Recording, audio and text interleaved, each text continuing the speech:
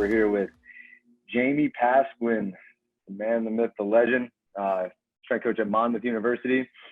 And you're working with a variety of teams right now. So I'll let you kind of go through and do your background, all that stuff. I know you're working with men's basketball, soccer, golf, men's and women's throwers on the track and field squad. Did I miss anybody there? Men's soccer, men's basketball, track, and men's golf. Okay. All right. Nice. Solid. So obviously you got a pretty extensive background, and just for the viewers there, obviously before my time at UConn working with football, I was with Jamie at Quinnipiac. I was interning there. I believe it was 2017 now? Yep. I think it was the fall of 2017. Wow. So yes, quite some time ago now at this point. But Jamie's a brilliant guy. Honestly, one of the more obviously from a coaching perspective, obviously you do your thing, but just from the conversations obviously that you and I have had, and I've known you for quite some time now, I know that you're a deep human being is the best way that I think I can describe you. You have many layers. You open up many channels of thought, and I think that I personally appreciate that. But I'll give you some time to kind of just go through and you could go as deep as you want as far as letting everybody know where you're from, where you started. Obviously this goes back a long way. I know you started this thing when you're pretty young, so take your time, wherever you want to take this thing, we'll let it ride. But yeah, tell the people a little bit about who you are. Cool. So like you said, Jamie Pasquin. I grew up along the Jersey Shore. Fist pump country, baby. Like we represent 100%. So I grew up along the Jersey Shore. Grew up playing a ton of different sports, and I say that because I think it's had a huge influence on how I perceive strength and conditioning. I grew up playing basketball, football, ice hockey, roller hockey. Did cross country for a year, sprints and track and field. Plus, constantly being outside playing random games. Sure. So that was kind of like the, childhood upbringing all the way up to college. So, never like a specialist in any particular sport, but just kind of dabbled around, was generally athletic. So I kind of picked things up, but I never specialized. And then I got to college, I played football, and that's kind of where I got more specific into like, okay, well, here's what you have to do to be a good football player. And I think it took me longer than I would have liked to realize that it actually comes down to specifically being good at your sport and at your position, right? Mm-hmm. Whereas I think earlier in my career, or earlier in my life, I was just a good athlete so I could figure things out. But I think what we see with college athletes is now you have to be a technician at your position or your sport, whatever it is. So, maybe you could just be more athletic than people and get the job done kind of, but now you're at a higher level. Everyone's pretty much just as athletic as you. There's a few studs here and there, but now you have to be a technician at your sport. So I kind of learned that at college. I went to Springfield College in Massachusetts, played football there. And then as I was in college, I got experience at Reach Your Potential Training, which is a private facility in New Jersey. And that started my freshman year. So as soon as I got home from fall term, football season was over. In the winter, probably like 2 days after I got home, I started interning right away because I knew I just wanted to do it.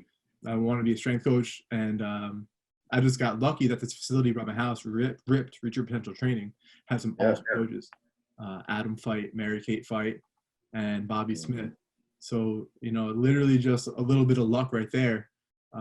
But I took advantage of it, of course. You don't just get lucky. You have to also take the initiative. So that was awesome. Went through my college career. Also did internships at the Citadel down in South Carolina with Donnell Boucher and his staff. And then the University of Michigan with the Olympic sports side to finish my undergrad internship experience. So that's like huge. Most people don't get that many opportunities to be an intern. And now I'm just 21 years old or so, and I already have that much experience seeing these different places, which is awesome. And then from there I was able to go to Sacred Heart and be a graduate assistant, where I had assisted with football, had a bunch of teams, 4 teams of my own. So right away you're in control of your team. So you go from a position where you're interning, you're learning these different systems, and now it's gonna be like, all right, well, let's see what you can do. Which is awesome. Did that for a year. Was at Quinnipiac as an assistant with yourself there. And then from there, Dartmouth College for a little over a year and a half. And now I'm back home, Jersey Shore at the U, as they call it, Monmouth University. Nice. Yeah. So like, yeah, that's solid, man. Yeah, and I know we talked about for a while that, you know, the concept of doing what you love around people that you love. So I remember when you gave me that phone call and you hit me up and you were like, yeah, man, I'm going back home. I was super jacked for you because, you know, I'm such a big proponent of being able to operate in this field and being able to actually, you know, advocate for people who are like, well, I love what I do, but I don't necessarily want to move away from my family in order to do, which is something that may or may not be getting better in our industry. I don't know. It probably depends on who you talk to, but in your particular case, you were able to make it happen, obviously, and you're operating at a very high level now, and you're 15 minutes from home. Yeah, right? You're pretty close, super close. So, you know, I think it's important that it was important to me to help you. We actually just had an assistant at UConn do the same thing. He's from North Carolina and he's going back to North Carolina. I'm just jacked up for him, just the opportunity, because obviously it's something, you know the deal. And I come from an Italian household, so it's like my mom doesn't understand, you know, where are you going? Where are you going? You know what I mean? Like, you're not going anywhere, bro.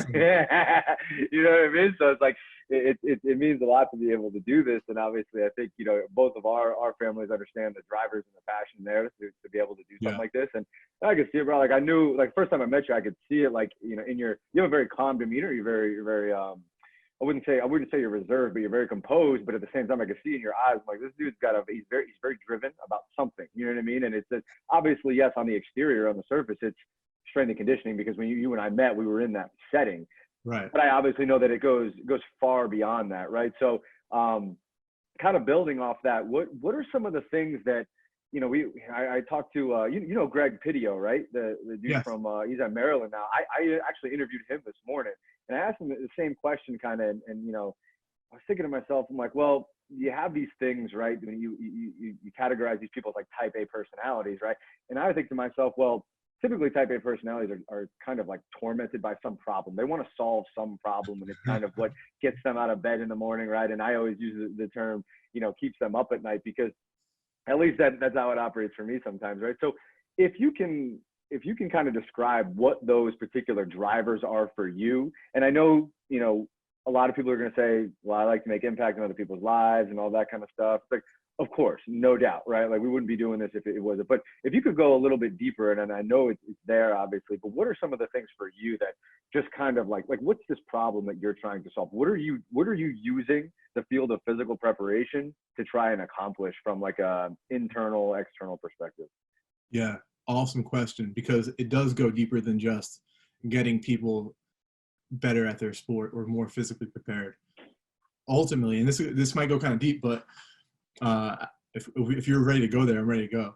So I'm ready to go, bro. We ain't got to waste no time. It's been a while since we talked. You know what I mean? You just get right into it, man. I think at its most foundational level, you could look at things as, are you a force for good, or are you a force for evil? Mm-hmm. Right. And if you are good, per se, you're somebody that's gonna serve humanity, right? And you're gonna find a way to sacrifice immediate pleasure or kind of like quick, fleeting accomplishments, and you're gonna be able to forego those and chase something or push something that's gonna be able to be in the future, right? So it's like delaying gratification. And if you look at figures from history, the most classic one in the Western world would be somebody like Christ. And whatever religion you follow, you don't look at it from a religious context. Look at him from just a man and what he did as a man. And what he did is he lived a life of service, right? He lived a life of service where he's quite literally serving other people. Right. And then at the end of his life, he gets to a point where he gives himself up for the people, right? Yeah. And that is almost like the meta story of, I think, what we try to do as people and all throughout history. So like, you know, from that time all the way up until now, you can find people that stick out in history. And who are these people? They're people that have sacrificed something greater or something of themselves, whether it be their life, whether it be their time, their energy, whether it be immediate gratification. They sacrifice that stuff to be able to do something greater and give it to humanity. And Sure. ultimately, that's what I'm trying to do at the deepest level. And I think that this is kind of the medium I'm in right now is, can I figure out better ways to help people develop themselves? Sure. Wow. Yeah, that's a great start, and that's a great way to tell. So what I'll do here is, like, I just recently watched your presentation. It was the NSCA clinic. It was specific to New Jersey, correct? The Yep. one that you just did. I believe it was May 30th. And so I just finished that up. I just went on a long walk, and I was watching this thing, man, and phenomenal. It really was phenomenal. And I'm not just saying that because you're on the podcast now, but I watched and I was just like, wow, this is such a, like, to me, the goal of what you were trying to, like, your goal for that particular message, right? It was completely clear throughout the whole time. It was completely transparent as to what you were trying to accomplish, and the presentation accomplished what you were trying to get across to everybody, right? You talked about the idea of, principles, and you were going to provide sort of a framework, right? We're going to start zoomed out, and then we're going to slowly and gradually zoom in. And that's kind of, a training concept in itself, right?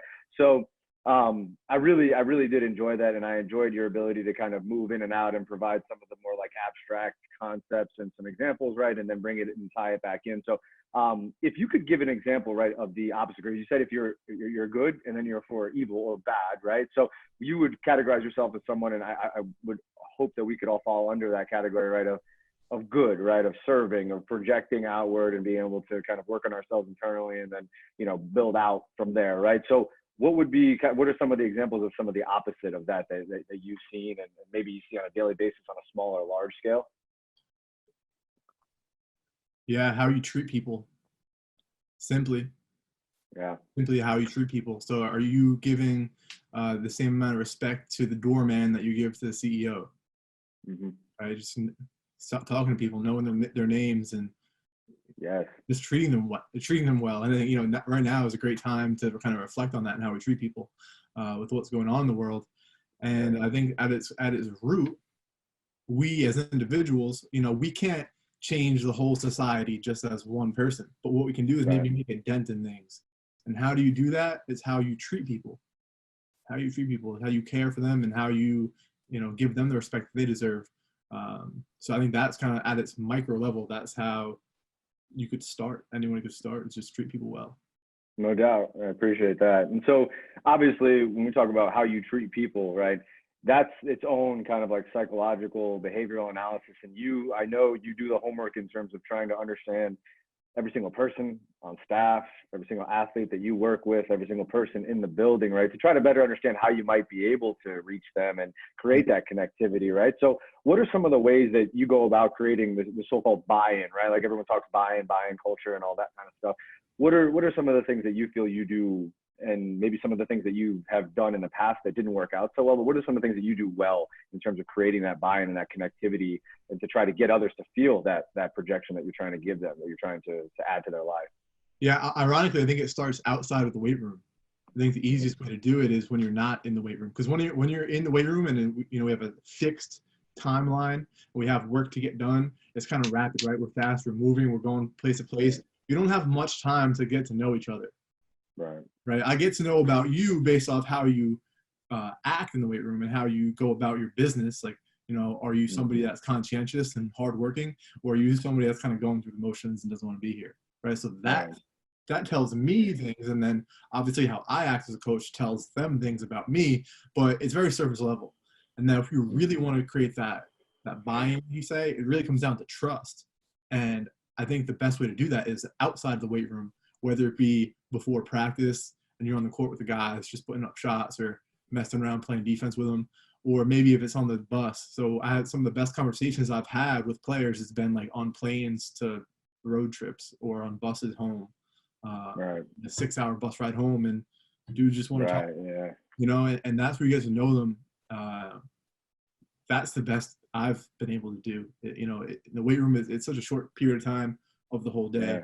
You have these constraints, but then when you're outside there, people let their guard down a little bit. I don't have to be just Coach Pasquin. I can just be a regular guy that cares about you and wants to chat. Yeah, absolutely. And it's funny because we're in a pretty unique situation right now with this pandemic, and we've all kind of had to change how we've approached making this impact that you speak of, right? So, we talk to our players every single day at UConn, and we've been really trying to, make sure that we're connecting with them from a phone call standpoint, FaceTime, Zoom, whatever it is.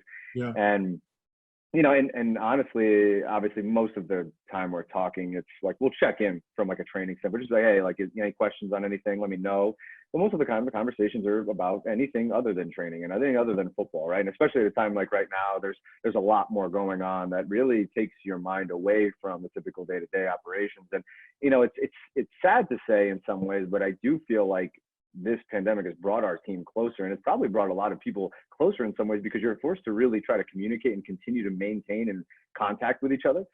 And obviously when you're doing so, when you're calling someone, it's on a personal level, right? So we're able to, I actually feel like I've gotten closer with some of the players, because you just talk and, it's like, yeah, what are you up to? I'm just hanging out, I'm doing this or whatever it is. And, you start just kind of learning a little bit about these guys. So it's funny. Like, I feel like that might be the case. I don't know if you've experienced something similar. Obviously you can kind of talk us through a little bit of your predicament that you're in right now with, basketball and some of the other sports that you're working with, and how you guys have tried to handle this pandemic at at Monmouth.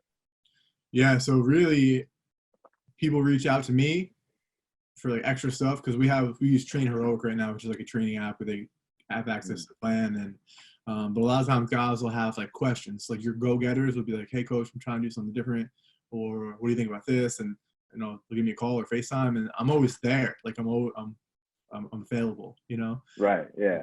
I actually love that, because it shows initiative. Like, one of the things I'll tell them all the time is, hey man, if you do the work or if you don't do the work, it's your career. Mm-hmm. It's your career. How good do you want to be? You say you want to go pro, you want to make it to the league, but you kind of don't want to do the work, right? So in these situations, guys reach out, and I was like, oh man, you're showing that initiative. That's awesome. And I'll give them tons of extra individual, whether it be nutrition plans or whatever it may be. So that's what I love to see. Yeah, absolutely. And like I said, it is a great time, and I think a lot of people are really starting to realize, wow, it puts a lot of the onus on the athlete to really. I guess I feel like it's a good test as to whether or not you've established that working culture that you wanted to put in place before this pandemic, right? Yeah. Because the pandemic kind of calls that out, right? Like, you might go home, and I'm sure you've seen on Instagram some other athletes that are coached under one of some other coaches that you might know. And they might be posting some videos, right? And I'm like, wow, well, like they're taking the time to really emphasize some of, say it's like a lateral split stance start, right? And they must have really emphasized the technical components of that while they were actually on campus and training, because they like, obviously like anything else, right? Like, the more I emphasize something, when they go home and then they're kind of out of your purview and they're just doing their thing, it's like, wow, like this is what they've taken from it, because they're going to do whatever they've taken, right? Like, it's not. And so like it is kind of cool to see that. Do you think have you gotten that type of feedback from the athletes, as far as, like, I know you've only been at Monmouth, I mean, it's when we talk like the longevity of like how long you really need to be at a place to make the impact that you need to make, right? It's a patience factor. But do you feel like you've been able to kind of come in and not just generate buzz and electricity around the concept of training and getting their curiosity and all that stuff, but also establish some of the principles and some of the really overarching themes that you want to underpin your program from an underlying structure standpoint? Yeah, we're in stage 1 is what I would say. So if stage 0 is getting in and kind of evaluating like the state of things, like state of the union is where are things right now. So that's phase 0. Right now we're kind of in phase 1, where it's like, now we're going to try to start making these changes into how we go about our business. Sure. Right? So it's definitely not at the point. If you think I got there in October, I was there October, November, December, January, February, and then March hit, and so really 5 months, and it's in season. So we didn't even get a chance to train outside of the season together yet. Yeah. Strength coaches, like, that's our bread and butter, is like all season development. When you're with a team like basketball where they train or they play 6 months out of the year, it's definitely not the best from like a physical adaptation standpoint, because the onus is always going to be placed on the game, which, as good in season. So a lot of the things we did is I gave them kind of like these mandatory workouts, of course, that you have as a team, but then I would design the training week to where I had opportunities for them to come in daily and do bonus work. All right, so giving them these bonus opportunities, and then I kind of give them a little bit of more freedom to choose what they want to do and take feedback, and then kind of implement things that they want to, do training wise, and then track that stuff. So we track the sessions over the in-season period. So maybe we have 30 mandatory workouts, but now player A came in 20 extra times, so 20 voluntary times on his own. So now he gets in 50, and that's self-regulated. Like, I'm not making you come in. You genuinely come in whenever you want. And now the players see, all right, who's committed, because we'll share that data, who's committed to actually getting better, who's kind of just doing what they have to do just to get by. Right, yeah. What we want to do, remember, it's their process. It's their career. If I just make you do everything, well, that's not letting you be independent as much. An analogy I like to use for that, analogies are huge. I'm trying to be the best analogy coach in the game. You're close, bro. You're close, bro. You're close. Keep doing your thing. So here's the analogy, right? You've been bowling before? Yeah. Been bowling before? Yeah, I'm okay. I'm okay. I'm okay. So when you go I'm going to compete, though. I'm going to compete. Use bumpers? No bumpers. All right, so here's the analogy, right? So now we're talking about like a player's ability to develop and go through their process well. So the bowling analogy is this. All right, they're the ball. Players are the ball, right? We shape the environment to a degree. All right, so we're going to be the shapers of the environment. Now, what we can do is we can make a super strict environment and make the bumper so close that it's just a track and the ball just goes down the track and knocks the pins down, right?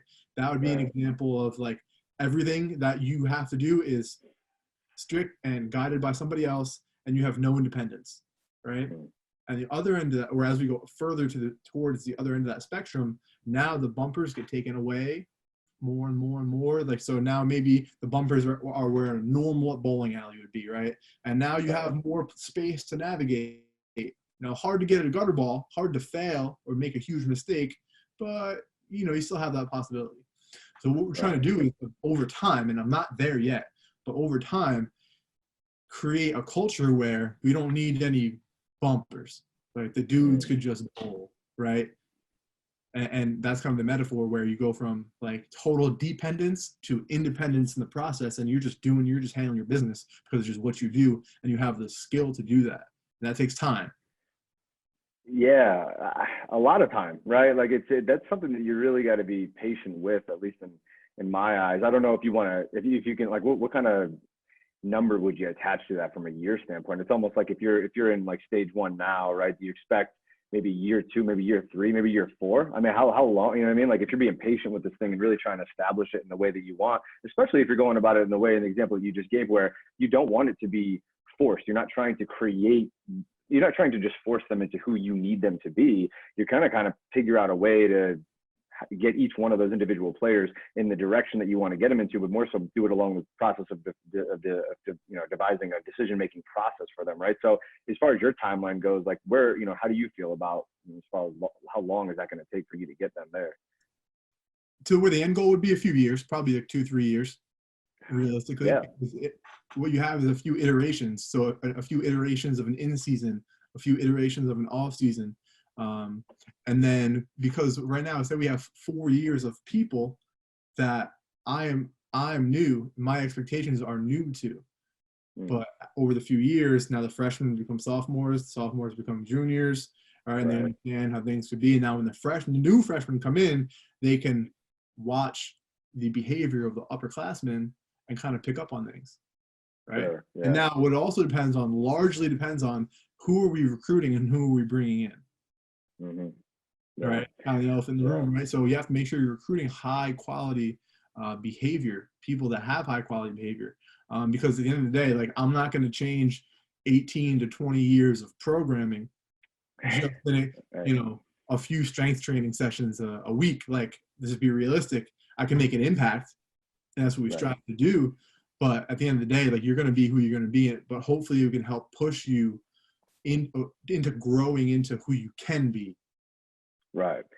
Yeah. So that kind of brings me to my next question. And I really wasn't sure if I was going to go here or not, but in terms of getting to that point, right, you're going to have certain things that you emphasize, and maybe it's, maybe it's in training, right? Maybe there's certain things in training that you feel like you can really hone in on, or the way you approach training, maybe something that you really feel like you can hone in on and teach them sort of because what we're looking for, I think at the end of the day, is pride, right? Are we taking pride in the program that we have and kind of how we operate amongst our program? And, obviously we're not just talking about in the weight room. We're not just talking about, when we're on the turf or on the court or wherever, but obviously just kind of how they carry themselves and what they think of the actual program. And I think this really goes to like what I see in the world of collegiate sports. And I don't want to generalize too much, but you talked about it, right? When you opened up, you talked about the idea of becoming a technician in your sport, right? So that means that at some point, at some level, the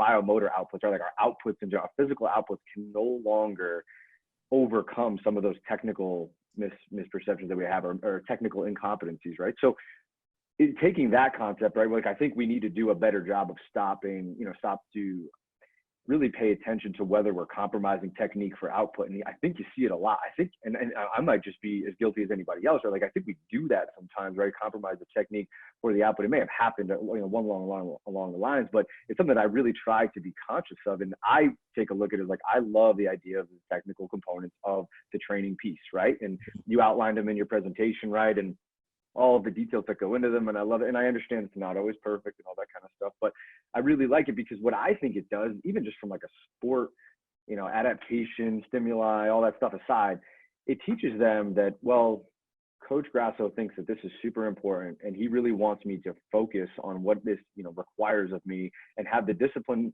required to make sure that I'm, understanding this from a technical mastery standpoint, whether it be any movements that we're doing, right? And so it's I think it's different than the opposite of that would be like, well, working out, right? It's like, well, the players are like, hey, I just get to go to the weight room later on. I'll be with Coach Grasso. We're gonna crank the music. We're just, we got these exercises on this card. We're just gonna get after it. You know what I mean? We're just gonna chase whatever it is, right? And I think that to me doesn't necessarily develop that pride. I think it'll generate interest and buzz for sure, but it doesn't really develop the pride that you're looking for when it comes to, hey, no, like we're going to exert discipline. I'm going to make sure that I have all the tools, I've developed all the tools necessary to when it becomes time for that time where I need to go to that place. And right. And you talked about it in the presentation with the bullseye, right? Like how often we're hitting that bullseye, right? Well, it's kind of similar. I forget who gave the example of the fire, but like when we go to that fire, depending on our training age, right? Like it may burn a little bit more depending on how large that flame has been developed over the years. So I guess what I'm trying to say is, do you see that often, right? And what are some of the things that you try to do to develop that consistency and that discipline through training? And I don't mean it in like a, disciplinary, militaristic way, but just the understanding of in 4 to 5 years, I want the coach to walk down into the weight room. And yes, I want there to be energy and I want there to be passion, but I want that energy and passion to be directed towards taking pride in performing the technical components of every single part of this program better than any other school in the country, right? Like, I think that would probably serve you well, right? Is that something that you would fall in line with? Are there certain ways you go about that, or, your coaching style, the things you emphasize, your big rocks, right? Like the things that you really try to hone in on? What would those be for you? So are you asking, what is it that I want to see from a energy or from an environment standpoint in the weight room? Yeah, I guess it's like, because there's a difference between the two, right? It's like, all right, you have, yes, like it's good to have energy, right? And you want the kids to be excited and you want them to have a passion towards the training, but how that passion is directed, is it always, if it's always directed in the sense of like, hey, yeah, crank that music up, throw this chalk around, we're just going to go. You know what I mean? We're just getting after it, and every single lift turns into a max effort session, and every single sprint, is right. It's just like you're just going to wherever you want them to be, as opposed to teaching them the proper gradual progressions and leading them to where you need them to be at a certain time, right? So I guess like for you, like what are those things, right? Okay. Like what are some of the things that you really try to emphasize if you're trying to do it through training, and just, like B had certain things, like when you walk into the weight room and how you conduct yourself, tying your shoes, right? Like that would be a little bit more of like non-training per se, but when you're, as far as how you completed the, you know what I mean? You know what I'm saying? I'll give an example. I'll use our men's soccer team as an example. Okay. So I'll give a little bit of context as to their training history, and then I'll talk about how we approach that. So men's soccer team is the team that traditionally didn't do very much weight room work in season. They didn't train. They haven't trained at all. Mm. In the off season, it would be a little bit here and there, but it definitely wasn't an emphasis. So the players came in and they didn't have a vast experience, and definitely not a high training age in any regards. So Right. what we started with, and it was a great opportunity because now they started with me in January. So I saw them to start their off season, which I think is probably ideal. Really, like if I were to pick a time where I could take a team over, it would be the off season. Sure. I think because I've done it a few different ways. I've done it where I've taken over from the beginning of the off season all the way up into the prep for the season, and then I've also jumped in the at the end of like preseason. So with basketball, for example, I jumped in and we're like starting scrimmages. So it's a totally different approach when you're like now you're in the thick of it versus with the soccer team. We didn't start training until January, and it's the beginning of their off season. So now we have a fresh slate. They're just with me. They're not even with their coaches on the field for anything at that point. So you can really establish a foundation. So what we did was we literally start with teaching them, all right, how do we want to be before training starts? So formally and stretching or whatever we have people doing, here's how you're going to conduct yourselves. Here's what I need to see everyone doing. So that's before the session even starts. We go over that day one, right? Then we go over, all right, here's how we're going to warm up in these sections, and this is how that's going to be, right? And then you teach them, all right, here's how we're going to tie our shoes, because the guys walk in and they have the shoes all loose, and the tongues are pointing out towards the side, and it's like, all right, stop, bring it up, everybody bring it up, take a knee, and I take somebody over. That's a great example of how to not tie your shoes, and and it's funny, guys are laughing like, how our coach has to tie your shoes. Like, yeah, it's funny, messing with them about it, but we're teaching them a lesson as to like why it's important to have these details ironed out, because now you're going to go into a training process where you're going to want to increase your output, but you're not even tying your shoes the right way. So we start with that. And then you get into just simple strength training, like super simple. So we're talking like isometric work. So maybe it's a split squat and they're doing like a 20-second iso hold, right? Or maybe we're having them do push-ups, but it's going to be like a 3-second eccentric, 3-second pause, back up, right? So we're not worried about like the absolute load or the absolute intensity in those first few phases. We're trying to literally set the foundation by teaching the right like social behavior in there, and then the right technical execution. And then if you get those things right early on, it's going to make everything that comes later so much smoother.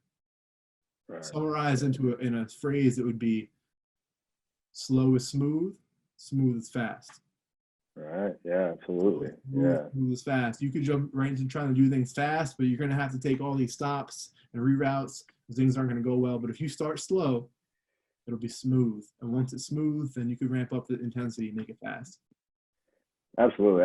That's an incredible answer. And that's exactly the answer that, I wouldn't say it's the answer I'm looking for, but it's something that I truly do believe in. And I think you're taking a look at it from a technical approach. You want to take a step back. You're really going to teach them how to operate, how to respect the art of training, right? And the skill and the science of training. Yeah. But I think, for the most part, I think it's like, and I think what your athletes get out of that, I'm not even thinking in terms of the work capacity and the energy system development and all that stuff. I'm just thinking they're learning to respect something and earn the right to be able to have and go to that place when that time is right. You know what I mean? So I think that's huge. And I have no doubts that obviously you're going to get these guys wherever you want to get them to, all of your teams in your time there. But I do really feel that makes a massive difference. And I think it's something that can be overlooked, at least in some of the things that I've seen. I think a lot, especially a lot of young coaches, right? Like, I mean, I don't speak for everybody, but a lot of young coaches are really focused around the exercise library accumulation in some ways, and creating the environment. And I think that phrase, how you create the environment, that's a deep topic. I mean, there's many layers to that. It's much more than just like I said, the energy, right? It's like, what are we trying to teach these athletes through the art of training, right? And the discipline that's required to actually earn the right to train, right? And I think that's where kind of the whole point of this was to really outline the difference between working out and training. And I think that the pandemic has really kind of outlined that for a lot of programs. Say, wow, like, the guys have loved coming in and going to the weight room and doing what we do and whatnot. But have I really presented it to them as training, or have I just given it to them as, hey man, yeah, let's go. Like let's just get after it. Let's just do it. Let's just do a bunch of stuff, as opposed to like, let's actually train. Let's have a purpose there of understanding what I'm looking for. And obviously that inter-training moment dialogue that you guys probably have with the athletes and whatnot. So, I love that answer. It is honestly a great answer. But if you could kind of describe, so I've got some questions here from Samson, right? And I've kind of got my own. I wanted to work back and forth. But if you wanted to just describe your coaching style, like it could be from, on the floor, obviously you've given us a little bit of an indication as to, your approach, right? As far as like what you're going to use to try to get them to that point. What's some of the ways that you conduct yourself as a coach and kind of, on the floor with the athletes and all that kind of stuff? Some of the things that you really feel to build that trust that you spoke about at the beginning here. For sure. It's going to depend on the team. That's for sure. So you're going to interact with a more mature team differently than you're going to react or treat a less mature team. And it's also going to be based off the culture of the sport. So something like a golf program, you're probably going to interact with them differently than somebody like a football player, right? And it's just because like and that's just kind of basic human sense, right? Because it's not necessarily based off the sport, but it's based off the individuals you come in contact with. Sure. But I think the overarching things that need to be there are that you're going to be a guide for these people, all right? But also at the same time, so like guide being like the bumpers, right? That we talk about, guide for them. But there's also this element of you are like the leader of the room. Now, ideally, I get to a point where I no longer have to be that leader of the room. Right. Right. Running themselves. Yeah. Yes, have them be able to run it themselves. And I was able to do that a bit at Dartmouth with specifically the basketball team, a bit with some of the lacrosse teams. And again, because remember, it's their team. It's not my team. It's their career. It's not my career. It's their process. So in the beginning, maybe I have to be more of a presence, right? So this way, not this way. This looks great. This is not great. We need to be better. Right? But over time, they should be able to learn these things, right? And then I kind of, just like raising a child, not that I have children, but I mean the metaphor kind of right? In the beginning, you need to be with them more, but as they go, you kind of give them more space and you trust that they can do things well. So with our teams, in the beginning, more so of like a guide and a leader. And then as the years go on, if you have the right players, you can kind of step back and be more of that guide and just kind of hop in and hop out like on the teaching points that you need. But the players, they should be able to run like the energy and the execution of the room. Yeah, absolutely. And I think we saw a lot of that at QU, and obviously you had been to a few different places before you got to Q, but I think, that was one thing that B does really well, is just like, wow, these teams, I mean, they run the session themselves almost. And I remember he came in one day, he's like, yeah, I mean, I was getting in late from basketball or something like that, and hockey had just basically started their session on their own. Yeah. And you know what I mean? And I think it's super important. And I think that's when you kind of know, like, wow, they take pride in something as large as how they execute, how they take the bar out, right? And all the way down to, like, obviously he was pretty RPR and PRI influenced at that point. And I think, those were some pretty technical things that he was having some of these guys do in between some of their main movements. And you can make the argument that they just took just as much pride in some of those movements as they would as the big timers, you know what I mean? The main movement. So, and it's not an easy thing to get a team to that point, and it doesn't happen right away. It takes time and it takes the right people, but that's what we're shooting for. Right. Absolutely. So going back to some of the stuff from your presentation, right? You led in with the difference between a complex system and a complicated system. And I always love this. I really do. And I think it would serve, a lot of the listeners well if they got a chance to, first of all, I don't know if there's a way we could probably talk about it on the back end to get your presentation out there even more, even if I don't know if Andy can kind of attach it to this, but just so that people can go, because I thought it was phenomenal. I think it could probably be a very consistent staple in some of the younger coaches and some of the older coaches' lives when it comes to like either A, getting introduced to training principles, or B, kind of revisiting and coming back to home base and understanding like what are we trying to accomplish here. So if you could kind of give a little bit of just your insight, you don't have to go super deep, or you can take it as deep as you want, the difference between the complex and the complicated systems that you might come across obviously in your life, and just some of the things that you really enjoy when it comes to dissecting both of those. Yeah. So systems theory, it sounds kind of like foo-foo, like new agey, but it's a legitimate science, right? And probably initiated through physics. But and it relates very strongly to what we do as coaches. So 2 different types of systems is what we talked about. And we have complicated systems and we have complex systems. And sometimes, or maybe before you're educated about it, you may just think that they're just 2 synonyms for the same type of thing, right? Synonym meaning like 1 word or 2 different words that represent the same thing, but they're actually 2 different types of systems. A complicated system is something like a math equation, right? Something where there's maybe a bunch of parts, a bunch of moving parts to it, but at the end of the day, you can isolate each part, predict exactly what it will do, when it will do that thing, right? And what it's going to be influenced by. An example being a beautiful Swiss watch, right? There's the gears in there, there's levers, and they all work synchronicity. That's a bigger word for me. Synchronicity wise, yeah, something like that. You get the point. Yeah, it's something like that. It's tough. Sometimes it doesn't roll off the tongue sometimes. No. Especially the SYCN, like CH.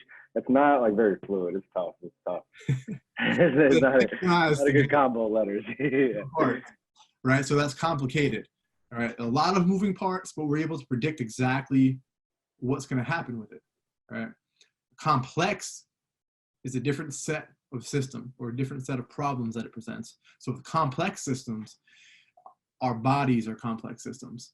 All right. So we have a bunch of different parts in it: brain, heart, liver, you name it, like skin, all these different subsystems that work on as the whole system. And now what makes it different is we don't know exactly what inputs are going to change the system and how the system acts. So we don't know exactly, what degree of change that this new input might cause in the system. Whereas with the watch example, we know that maybe if we put in a bigger gear, that's going to mess up the rotation by exactly this amount, right? Now with the human body, which is what we deal with in terms of the physical and the psychological training that we do, we don't know exactly what the outcome of our input is going to be, right? We can kind of guess. And our job as coaches is to make better guesses as to how these inputs, whether it be lifting or sprinting or a psychological assessment, what these inputs are going to cause, right? And it's much harder to predict with a complex system. In fact, you can't predict it precisely, but maybe you can kind of predict it within a certain range, right? Right. And that's important to understand for coaches because we don't have a perfect system, meaning we don't have a perfect training system or perfect inputs that just blanketly apply to all athletes on all teams in all settings, right? If the process was complicated, you could come up with a super complicated equation and figure things out perfectly. But we deal with complex systems. So our answers to solving this complexity, right, to making order, how do you make order of what do you do when you're dealing with something that's complex, right? How do you solve it? What do you even do? It's so complex. But what you do is you want to find a few key leverage points. All right, a few key leverage points that you can pull on that lever, right, and make a significant impact, right? So if we're talking about from a physical perspective, well, maybe you assess your athletes and you assess their power, their strength, their capacity, right? And you notice that maybe player A lacks capacity, but he's super explosive and strong, and maybe player B is great at capacity work, pretty strong, but doesn't know how to use that strength quickly, right? So now we're looking at 2 players. They're both complex systems, but through an assessment, you can figure out what they need And then maybe that's your leverage point to try to help them improve.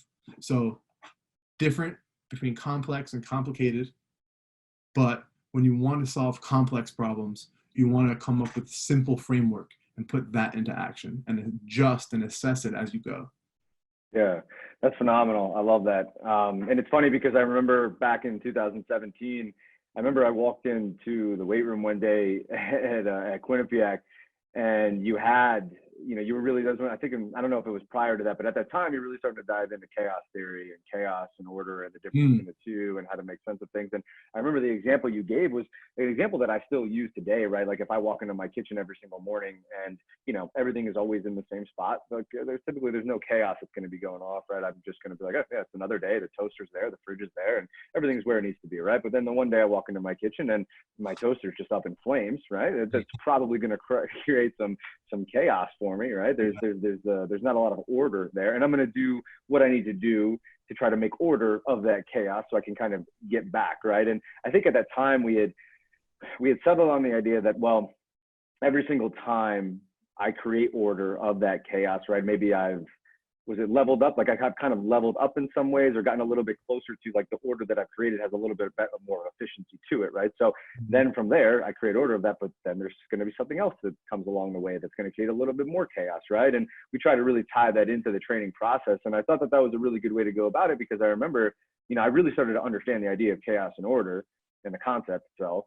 Yeah. I remember we're sitting in a diner one day after playing basketball, and I remember sitting there, I'm like, okay, so like, what are you going to do with this, Jay? You know what I mean? Like, what do you really want to do? And you're like, that's a good question. You know what I mean? I got to really figure out what that next step is. And it really seems like it's come a long way to really being developed into the way that you look at things and the lens that you try to look through when you are trying to develop adaptations for athletes and things of that effect. Would you agree?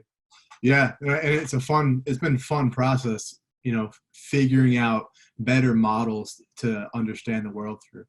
And each of these things that you're talking about here, so complexity versus complicatedness, all right, that's just a model or a representation of reality. Chaos and order is a model or a representation of reality. So a perfect example is like a globe. Like you've been in second grade, right? You got the globe with all the countries and states on it, and you can spin it and you point where you want to go visit, right? What that is, that represents the Earth. It's not literally the Earth. Right. It represents the Earth. It's useful as a tool for you to better understand reality. It's not reality, but it's useful as a tool for you to better understand reality, right? It's limited, right? I wouldn't give that to somebody that's trying to navigate the world, I would use a different set of tools, right? But it's useful for you to understand, oh wow, this is what this place is, right? These models, these mental models, whether it be complexity or whether it be chaos theory, these are tools, just like the globe is a tool to understand the Earth. These other models are tools to help us understand how to act in reality. And that's how you use them, really. Really, they're guides for your behavior. Yeah, absolutely. That's phenomenal. And so that kind of leads me into my next question, right? Is you have these models, right? And you feel comfortable diving into and just using them to provide a little bit more context for the athlete, a little bit more of a guide, right? So when it comes to kind of honing in and maybe learning a little bit more about these particular models or creating new models of your own, right? Like what are some of like the resources that you go to in order to kind of, like, I know you talked a little bit, you referenced Jordan Peterson, and I both know that we're a fan of Jordan, and I think just his outlook on certain things and the way that he kind of presents certain things is really interesting. I'm currently reading it's called Fooled by Randomness by Nassim Nicholas Taleb. He's got the inserto. I don't know if you've gotten into any of that stuff, but I think it's like right up your alley. The concept of chaos and complexity and luck, randomness, just uncertainty, right? Like the uncertainty of what we would consider, right, the complex and the versus the complicated, right? So what are some of the things for the listeners, like what are some of the resources that you really go to try to like continue to perfect and master this craft that you have, and then also satisfy those interests that you have that may not be necessarily strength and conditioning related, but you try to bring them back in to and apply them to the actual strength and conditioning profession. Yeah, I'll list a few different like resources and people that I go to and help expand how I understand things. And it probably started with, I'll do this in like a timeline. Timelines Okay, cool. to help people understand. So when I was in college, I had a professor by the name of Pat Davidson, who's like a fairly, well-known exercise physiologist and trainer. And he exposed us to a bunch of things as undergrads that we wouldn't have been exposed to by a typical professor. And that kind of pushed us being like my fellow undergrad students and many people that are in the field now, doing some pretty cool things, to expand beyond just like the exercise physiology model, right? And get into some of these other ways of thinking about things. And that exposed us to people like Bill Hartman, who is a physical therapist out at IFAS in Indianapolis. And then people like Doug Kachijian, who is a physical therapist and a former special forces operator. And then these people talk about things like complexity theory and chaos theory. So I'm hearing them like, oh my God, that relates. It's so clear to see how that relates to you as training practitioners, but you can also apply it to any field, really.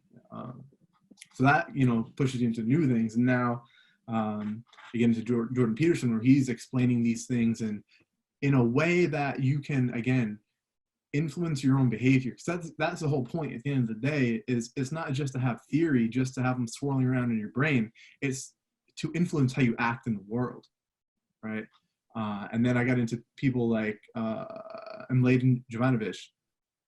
So he has a great book out now where he's talking about some of these things too, and it's great to see some of these concepts come to the public more, because I think they're useful models. They're useful models that people understand, and they don't come from like exercise phys textbooks. Like you have to go to other resources. And somebody that I learned from also is John Berardi, and he talks about like the T model of development. So with the T, the vertical axis is like how deep you go on your topic, right? So if we're performance specialists, right, we need to go deep and understand the physiology. We need to understand the biomechanics. We need to understand metabolism and all these different things. But you should also have an element of breadth to your knowledge, right? And study these other fields, because there's things to learn and then you can tie in and adapt for what you're doing as a coach. So that's kind of been my model for things, is to go deep with some of the physical training stuff, and then also go wide and see who's at the forefront of these other professions. Somebody like going back a bit in time now, Richard Feynman, with the Feynman principles, and he talks about like learning. And so I've learned how to learn from somebody like that, how to learn better, and that's kind of like a universal thing, right? So and you go into physics and what people are doing in physics and how that relates. So yeah, all over the place, but it comes back down to what can we do? So it's not about the ideas, it's about what do you do and what do you put into action. And that's what it all comes back down to. So if you have things in your brain that you can't do something with, well, maybe you're storing them for a later purpose. But I think my challenge as a coach has been to, all right, make something useful out of this information and put it to use, versus having these ideas.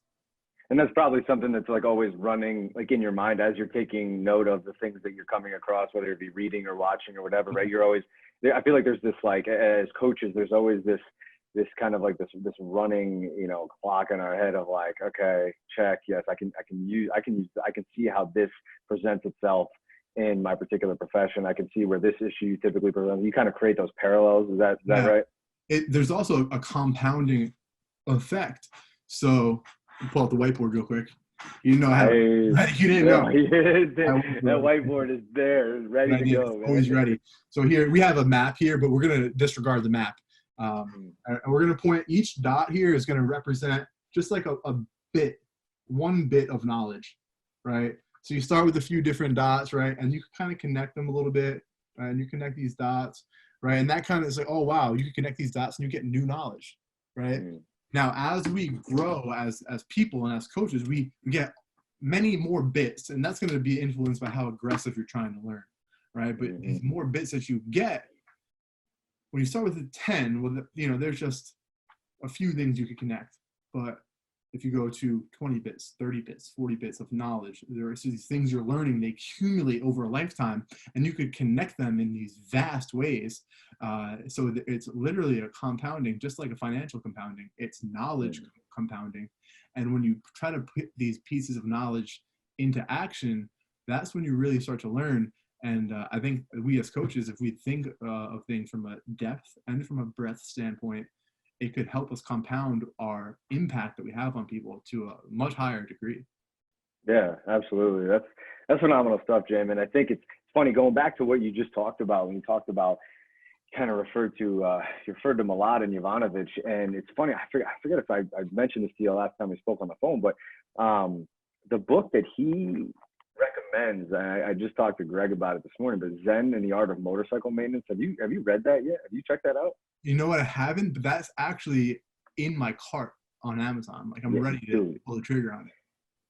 Like it's like I'm not the best like reference when it comes to the actual depiction of. So like when I eat something, I typically like it, and I'm like, that's phenomenal. You know what I mean? Yeah. And so when I watch a movie, like my brothers are like, dude, you think every movie is the best movie in the world? I'm like, dude, that's in my top 5 easily. Like as soon as we finish a movie, right? You got a top 5. And so it's the same thing when it comes to books. Like, and so I just finished that, and I'll be honest with you, like, you know, I was talking to Greg about this morning, like I take my time with books. Like in that book, like you want to think about like the mental gymnastics, right, and really trying to like be with. And that's the crazy thing about the book. This is why you got to read it, because I know you'll love it. It's the way that the book is written is in a way that is connected to what he's trying to talk about the whole time throughout the book. So he's trying to describe, it's about this guy, he's on his motorcycle trip, and he's trying to describe what he did. I don't want to give too much of the book away because it's kind of like something you got to come to on your own. But so he's trying to defend the idea of quality, capital Q. Quality, capital Q. So the word quality is a capital Q, but it's not, we're not talking about just like the way we see it. It's something that he won't define, and he's trying to defend it in a thesis, from a thesis perspective too. You know, whatever university, I was at University of Montana, he was in Minnesota, and he was in Chicago at the time. And so Robert Pirsig is the author. And one of the, I didn't even know at the time that I was reading one of like the most like highly regarded, like brilliantly written philosophy books of our time. Yeah. And so he's trying to defend this thing, but he's telling them that, you know, hey, yes, philosophy department, like I know I'm trying to explain to you what this quality represents, but I'm not going to give you a definition to it, because if I define it, then it's going to reduce it to less than it actually is, because you're using words to describe. That's not, I can't. And what quality for him is that stimulus, that unspoken, unseen stimulus in the world that forces us to then make the next decision and the next step that we make to continue to create and push forward in the world. He's like, it's like a train. Like you have all these cabins in the train, and but out in front of the train are the tracks, and the tracks are quality. Like that's the things that we don't know, but like it's a stimulus that kind of provides us with a direction as to where we're going to go next. And so the way he describes it, and the problem he had was a lot of these other philosophers like Plato and you know, the sophists and Aristotle, right? Like they were of the mindset that we need to take philosophy and we're going to break it down into it's nice and easy, like it's clean. These are the components, right? Like these are the areas, these are the parts, right? And he relates it to a motorcycle. He's like, here are the parts of a motorcycle. You got the components, the running parts, the performance parts, yada yada. And so he's, you know, what he's trying to basically say is that it's a much deeper, much more complex system than we really want to identify, right? And it's not some philosophy, and quality itself is not something that we can simply just reduce to something as easy as these little buckets that we want to bucket everything into. And so, you know, Mladen is so great because now after I've tried to, you know, dive into a lot of his stuff over the years, but after reading this book, Zen and the Art of Motorcycle Maintenance, that he recommended, I understand more now about what Mladen is trying to get at with a lot of his models, as opposed to, and I haven't read, you know, his manuals just yet, but as opposed to like when I read some of his stuff on complementary training or whatever, it's like, no. I listen to his podcast, I'm like, I understand more about where he's coming from now after reading that book than I do some of his stuff that has anything to do with training. And so then, you know, and then he's the one who kind of got me into the, you know, the Nassim Nicholas Taleb, the whole Inserto, right? The 4-part series on all these things. And it's, I mean, I'm fascinated by this stuff because I think it really does come back to, and I see it so often. What it really does, it brings me to the point where I realize we know nothing. Nothing is for certain. Like everything is just like this, like it's a debatable, and it's like, you know, the whole, you know, luck versus skill, mistaking luck for skill, and all these things. I mean, it's just, there's so much to it. It goes so deep, probably too much for this particular podcast, but I really do want you to read that book because I need to talk about it with somebody. There's no, like, I got my brother reading it right now, you know what I mean? But I'm like, dude, like, there's just things in there. It's one of those things where you're just like, man, I gotta, like, yeah, be with it. And that's kind of, you know, to wrap things up, like, that's kind of the whole point of his book is our relationship with what we do on a daily basis. Like, can we become one with what we do in our lives from a day-to-day perspective? In our case, strength and conditioning, right? Or just being a family member or a brother or whatever, right? So, you know, that relationship is really what quality is all about. Like, can we really become one with our craft and things we're doing? He gives the examples of the mechanic and then obviously, you know, servicing the motorcycle and whatnot. And I loved your example that you gave of the feedback that, you know, a mechanic gets is pretty direct, right? My brother's an auto mechanic. He works at Volvo, right? It's like, if he doesn't fix a certain part of the car, not going to run. So he's got to fix that part of it. Direct feedback, right? The complex system that is the athlete, not so much, not really how it works. So we're at the tail end here, Jamie. You're brilliant, man. I'm so happy to call you my friend, and I'm really glad that I got an opportunity to do this. I hope everybody who's listening got an opportunity to learn something. But just to, you know, I'm going to try to get that presentation you had out there a little bit more. I don't know, like I said, if there's a way we could put it in like the show notes or something. But, you know, any final closing thoughts or anything you want to give to the people before we sign off here? Yeah. Again, likewise, great to be on. And then for everyone else, I would just say, keep pursuing your truth, right? Whatever that is for you, whatever problems you're trying to solve, go at it full speed. Surround yourself with incredible people, you know, challenge yourself to be around people that are doing great things already, because there's probably stuff you can learn from them just subconsciously, just from being in their presence. Certainly that's what I was able to do, is be around great people. And that's what I challenge you to do. Surround yourself by incredible people doing incredible work, and then that'll put you in a much better position yourself. So yeah, thank you guys. And it's been a good chat, brother.